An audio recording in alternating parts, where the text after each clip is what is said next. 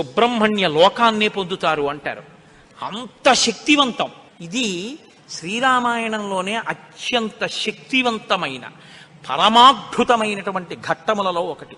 ఇది ఎంత శక్తివంతం అంటే గర్భిణీ స్త్రీలు కానీ ఈ సర్గల్ని పారాయణ చేస్తే తప్పకుండా వాళ్ళకి సంతానం కలుగుతుంది. సంతానం ఉత్తమమైన సంతానం కలుగుతుంది. ఎటువంటి సమస్యలు లేకుండా వాళ్ళకి ప్రసవం అవుతుంది. గంగానది ఆవిర్భావం గురించి చెప్తూ అత్యద్భుతమైనటువంటి ఘట్టాన్ని ఒకదాన్ని ఇప్పుడు రామచంద్రమూర్తితో విశ్వామిత్ర మహర్షి చెప్తున్నారు. నాయనా రామా, నీకు అంగదేశం గురించి చెప్పాను. మన్మధుడు కాలిపోయాడు. తర్వాత పార్వతీ పరమేశ్వరులకి వివాహం అయింది. ఎలా అయింది మరి మన్మధుడు లేకుండా? ప్రారంభమే ఒక గొప్ప విషయం.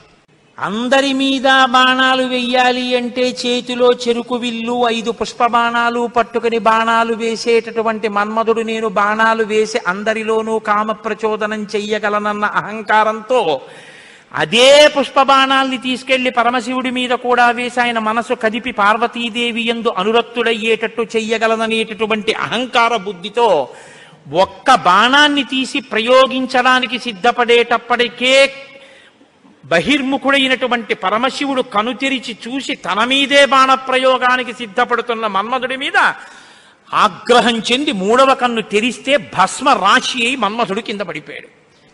కాబట్టి సృష్టి ఆగిపోయి ఉండాలి కదా. ఇప్పుడు మన్మధుడు లేడుగా. మరి అప్పుడు పార్వతీ కళ్యాణం ఎలా అయింది అంటే అమ్మవారు ఏం చేసిందంటే ఏ ఆయుధములను మన్మధుడు పట్టుకుంటాడో వాటిని ఆవిడ పుచ్చుకుంది. 5 పుష్ప బాణాల్ని చెరుకు విల్లు ఆవిడే పుచ్చుకుంది. కామాక్షి, కంచి కామాక్షి అదే కదండి. ఇప్పుడు ఆవిడ ఇలా పట్టుకుంటే ఇంతటి పరమశివుడు వశుడైపోయాడు. అయిపోయి తాళి కట్టాడు. సంసారంలోకి వచ్చి ఆవిడ పక్కన కూర్చున్నాడు. ఇప్పుడు ఆవిడ శివకామ సుందరి. ఆమె అంత సౌందర్యంతో ఎవరి కోసం కూర్చుంది? మనకి తండ్రిని తెచ్చి కూర్చోబెట్టడానికి. ఆవిడ శివుడికి సౌందర్యం, బాహ్య సౌందర్యం, శివకామ సుందరి. నీకు నాకో అఖిలాండేశ్వరి, జగజ్జనని. ఈ లోకానికంతటికీ తల్లిదండ్రులైన పార్వతీ పరమేశ్వరుల్లో అమ్మ సౌందర్యం పరమశివుడి కొరకు, అమ్మ యొక్క అంత సౌందర్యం అమ్మతనం మన కొరకు. మనకి జగదంబ, జగజ్జనని, ఆయనకి భార్య. కాబట్టి ఇప్పుడు ఆవిడ తన ప్రజ్ఞతో పెళ్లి చేసుకుంది. మన్మధుడి గొప్పతనంతో పెళ్లి చేసుకోలేదు. మన్మధుడికి ఏం చేసింది? శివుణ్ణి తెచ్చి తన భర్తగా కూర్చోబెట్టుకుని, పిచ్చాడా ఇంకెప్పుడు ఆయన మీద వేయకు బాణాలు, ఇగో మిగిలిన వాళ్ళ మీద అంటావా వేయి అని పట్టుకెళ్ళి మళ్ళీ ఆయన చేతిలో పెట్టింది. ఇప్పుడు ఆయన ఏం చేశాడు? శరీరం లేదు కానీ మునులను కూడా మోహపెడుతున్నాడు. ఎందుకు పెట్టగలుగుతున్నాడు? అమ్మ తన కడగంటి చూపుతో ఇలా చూసి వేయి బాణాలు పర్వాలేదు, లోకం మీద వెయ్యంది. అంటే అదేమిటండి మన అలా పాడు చేసేయడం ఏమిటండి అని మీరు అనుకోకండి. అమ్మవారు ఆ శక్తి మన్మధుడికి ఎందుకు ఇచ్చింది అంటే మనం పితృరుణం తీర్చుకోవడానికి. తండ్రి రుణం తీరాలంటే మనం సంతానాన్ని కనాలి, అందుకిచ్చింది. కాబట్టి ఇప్పుడు వివాహమైనటువంటి పార్వతీ పరమేశ్వరులు ఏకాంతంలో విహరిస్తున్నారు. వాళ్ళిద్దరూ అలా క్రీడించడం మొదలుపెట్టి 100 దివ్య సంవత్సరాలు పూర్తయిపోయాయి.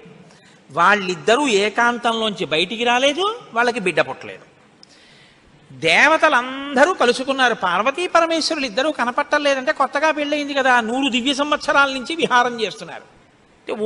ఒక చిత్రమైనటువంటి ఆలోచన వచ్చింది వాళ్ళకి. ఊరే అసలు పార్వతీదేవే శక్తి స్వరూపిణి, పరమశివుడు తేజపుంజం మహానుభావుడు. ఇప్పుడు వాళ్ళిద్దరి యొక్క శుక్రశోణితములు కలిస్తే, తేజస్సులు కలిస్తే, ఈ లోకంలోకి ఒక కొత్త ప్రాణి వస్తే అసలు అటువంటి భూతమును అంటే అటువంటి ప్రాణిని మనం చూడడం కుదురుతుందా? అది ఎంత తేజోవంతంగా ఉంటుంది? ఎవరు వహిస్తారా భూతాన్ని? ఎవరు చూడగలరా ప్రాణిని? కాబట్టి మనం పరమశివుణ్ణి వెళ్ళి అడుగుదాం, మీరు రతిక్రీడ విరమించి బిడ్డల్ని కనద్దు అని అడుగుదాం అన్నారు. అయితే మీరు నన్ను మాట అడగచ్చు, ఏమండి బుద్ధి ఉందా అసలు ఈ మాట? వాళ్ళు అన్నారనుకోండి, మీరు ఎలా చెప్పారండి అని అడుగుతారు నన్ను. అసలు దేవతలకు ఎందుకండి ఈ వ్యవహారం? వాళ్ళు అలా ఎందుకు అనాలి? అలా అంటే మాత్రం దాన్ని మేము ఎలా అంగీకరించగలం ఈ విషయాన్ని? మీరు కంగారు పడిపోకుండా ఉండండి, నేను తర్వాత చెప్తాను ఎందుకు వస్తుందో. కాబట్టి ఇప్పుడు వాళ్ళందరూ కలిసి ఓ సమావేశం పెట్టుకున్నారు. నిజమే అంటే నిజమే. అందరూ కలిసి కైలాసానికి వెళ్ళారు. బయట నించుని పెద్ద కేకేశారు. ఏమని? ఓ దేవదేవ మహాదేవ, లోకమునకంతటికి రక్షించవలసిన వాడా అని కేకేశారు. వీళ్ళకి ఏం ఉపద్రవం వచ్చిందో అని ఆయన బయటకు వచ్చారు. ఆయన్ని చూడగానే వీళ్ళందరూ నేల మీద పడి నమస్కారం చేశారు. మహానుభావా, నీవు పార్వతీదేవితో కలిసి ఏకాంతంలో దివ్యక్రీడను అనుభవిస్తున్నావు. మీ ఇద్దరికీ బిడ్డ పుడితే దుస్సహం, మేము తట్టుకోలేం. అందుకని నీ తేజస్సుని నీ తేజస్సులోకి అణిచేసేయి, ఆమెని ఆమె తేజస్సుని ఆమె తేజస్సులో అణిచివేయమను. మీ ఇద్దరూ ఒకరి పట్ల ఒకరు ఇటువంటి ఆభిముఖ్యం పొందకుండా తపస్సు చేసుకుంటూ కూర్చోండి అన్నారు. ఎంత అక్కర్లేని విషయం అనేది. అంటే ఆయన అన్నాడు, తండ్రితనం అండి, తప్పకుండా నీకు అలాంటి ఇబ్బంది ఉంటుందంటే నేను ఇటువంటి భూతమును సృష్టించాను, అలాగే వెళ్ళిపోతాను. కానీ ఇప్పటికే చాలా కాలంగా పార్వతీదేవితో నేను క్రీడించి ఉన్న కారణం చేత నా రేతస్థానం నుంచి తేజస్సు కదిలిపోయింది. ఇప్పుడు కదిలిపోయిన తేజస్సు పడిపోతుంది. నేను పార్వతీదేవి యందు వదిలిపెట్టద్దని మీరు అంటున్నారు. మరి నేను నా తేజస్సుని ఎక్కడ విడిచిపెట్టను, ఎవరు భరిస్తారు చెప్పండి అన్నారు. భరించడం అనేటప్పటికీ వాళ్ళు ఎవరు గుర్తొచ్చారో తెలుసా అండి? భూమి గుర్తొచ్చింది. అన్నీ ఆవిడేగా భరిస్తుంది, పాపం ఆవిడే భరించాలి. అందుకని వాళ్ళందరూ కలిసి ముక్తకంఠంతో భూమిని చూపించారు. చూపించి ఈ భూమి భరిస్తుంది, దీని మీద వదిలేసేయండి. భూమి ఏమనాలి?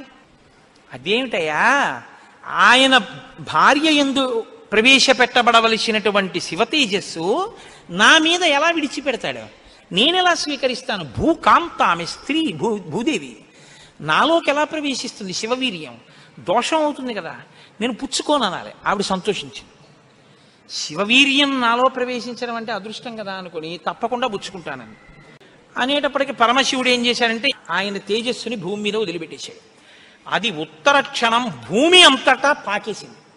పాకేసి పర్వతాల్లో, నదుల్లో, సముద్రాల్లో, చెట్లలో పరివ్యాప్తమైతే ఆ తేజస్సు యొక్క స్థితిని భూమి తట్టుకోలేకపోయింది. తట్టుకోలేక పెద్ద పెద్ద కేకలేసింది ఆవిడ.